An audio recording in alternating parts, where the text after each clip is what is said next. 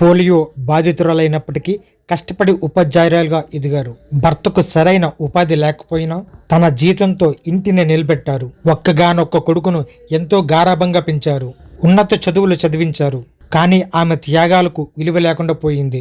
డబ్బులు ఇవ్వలేదని కనికరం లేకుండా కన్నబిడ్డే కత్తితో ఆమె గొంతు కోసి చంపేశాడు. కడప జిల్లా ప్రొద్దుటూరులో ఆదివారం జరిగింది ఈ దారుణం. పోలీసుల కథనం మేరకు ప్రొద్దుటూరు మండలం ఈశ్వరరెడ్డి నగర్ ప్రభుత్వ పాఠశాలలో ఉపాధ్యాయురాలుగా పనిచేస్తున్న 52 ఏళ్ల ఉప్పలపాటి లక్ష్మీదేవి తన కొడుకు యశ్వంత్ చేతిలో దారుణంగా హత్యకు గురైంది. తండ్రి విజయభాస్కర్ రెడ్డి బెడ్రూమ్ లో ఉండగా గడిపెట్టి ఆ తర్వాత తల్లి గొంతు కోసి చంపి ఆ మృతదేహాన్ని వంటగది నుంచి కాంపౌండ్ లోకి ఈడ్చుకొచ్చి పడేశాడు. తర్వాత ఇంట్లోపలికి వెళ్లి తాళం వేసుకుని హెడ్ ఫోన్స్ పెట్టుకుని పాటలు వింటూ కూర్చున్నాడు. నీ భార్యను చంపేశానంటూ తండ్రికి విషయం చెప్పాడు.